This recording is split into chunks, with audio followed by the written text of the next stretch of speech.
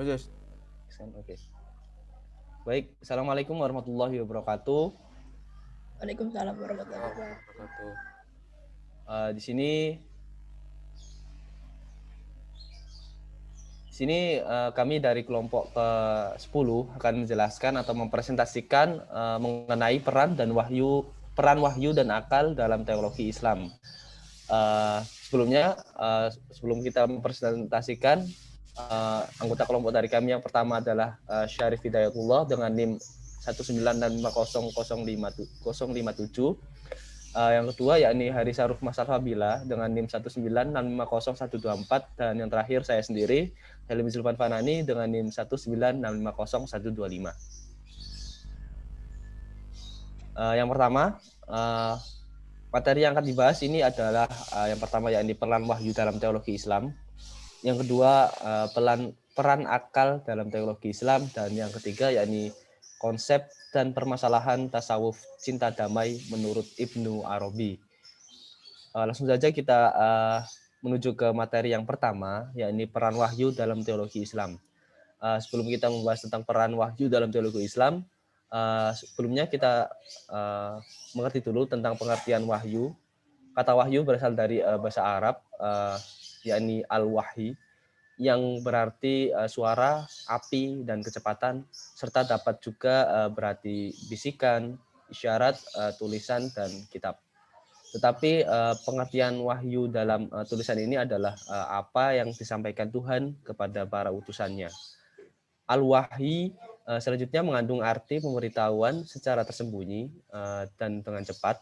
Tetapi kata itu lebih dikenal dalam arti apa yang disampaikan Tuhan kepada nabi-nabi.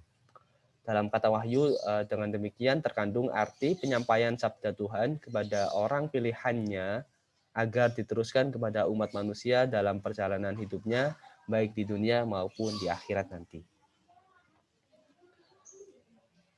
Selanjutnya, wahyu menurut teolog. Ini teolog adalah orang yang menguasai ilmu kalam atau teologi. Jadi teologi adalah ilmu yang membicarakan tentang Tuhan dan pertaliannya dengan manusia, baik berdasarkan kebenaran wahyu ataupun berdasarkan penyelidikan akal murni. Yang pertama ini ada di sini ada Asy'ariyah. Ini salah satu aliran teologi yang menyandarkan kepada Imam Abdul Hasan al-Asy'ari. Dan Asy'ariyah mengambil dasar keyakinannya dari Kullabiyah, yaitu pemikiran dari Abu Muhammad bin Kullab, dan meyakini sifat-sifat Allah. Selanjutnya akan dijelaskan oleh Mas Syarif Hidayatullah.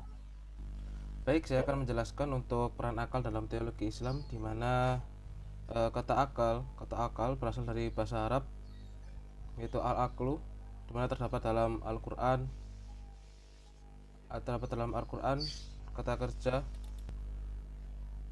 berbentuk kata kerja yaitu al-aqlu, satu ayat, taqilun 24 ayat, dan naqil satu ayat, yaqiluha satu ayat, dan yaqilu 22 ayat. Kata aqala berarti mengikat dan menahan. Al-aqal juga dapat diartikan sebagai al-hijr atau menahan, dan al-aqil adalah orang-orang yang menahan diri dan mengekang hawa nafsu. Berdasarkan penggunaan kata akal dalam berbagai susunan, dapat dijelaskan beberapa penggunaannya, diantaranya adalah sebagai berikut. Yang pertama, digunakan untuk memikirkan dalil-dalil dan dasar keimanan. Selanjutnya digunakan untuk memikirkan dan memahami alam semesta. Selanjutnya dihubungkan dengan pemahaman terhadap peringatan dan wahyu Allah. Lanjut.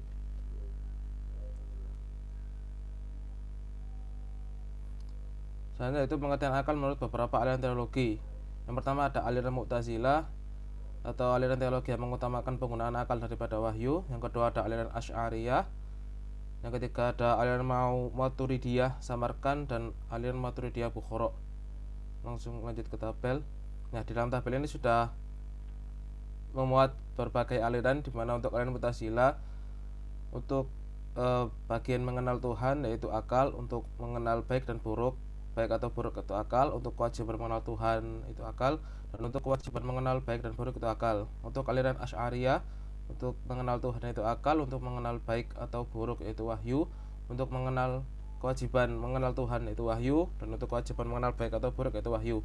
Untuk aliran Maturidiyah Samarkand, untuk bagian mengenal Tuhan itu akal, untuk mengenal baik atau buruk itu akal, untuk kewajiban mengenal Tuhan itu akal, untuk kewajiban mengenal baik atau buruk itu wahyu. Untuk aliran Maturidiyah Bukhara, untuk mengenal bagian mengenal Tuhan itu akal, untuk bagian mengenal baik atau buruk itu akal, untuk mengenal bagian kewajiban mengenal Tuhan itu wahyu, dan untuk bagian kewajiban mengenal baik atau buruk itu wahyu. Selanjutnya akan dilanjutkan oleh teman saya. Jadi yang selanjutnya yaitu konsep permasalahan tasawuf cinta damai menurut Ibnu Arabi. Yang pertama yaitu ada cinta ilahi. Sebelumnya terdapat biografi Ibnu Arabi. Abu Abdillah Muhyiddin Muhammad bin Ali bin Muhammad bin Al-Arabi Al-Hatimi atau yang lebih dikenal Ibnu Arabi. Yang pertama ada cinta ilahi atau al-hub al-ilahi. Menggunakan kata cinta al-hub secara jelas untuk mengungkapkan rasa cintanya kepada Allah Subhanahu wa taala. Yang kedua, wahdat al-wujud, yaitu teori yang mengatakan bahwa yang ada itu hanya satu, yaitu wujud Allah. Tidak ada wujud yang hakiki selain wujud Allah Subhanahu wa taala. Dan yang ketiga yaitu wahdat al-adyan, yaitu agama-agama itu hanya satu dan kesemuanya adalah milik Allah Subhanahu wa taala.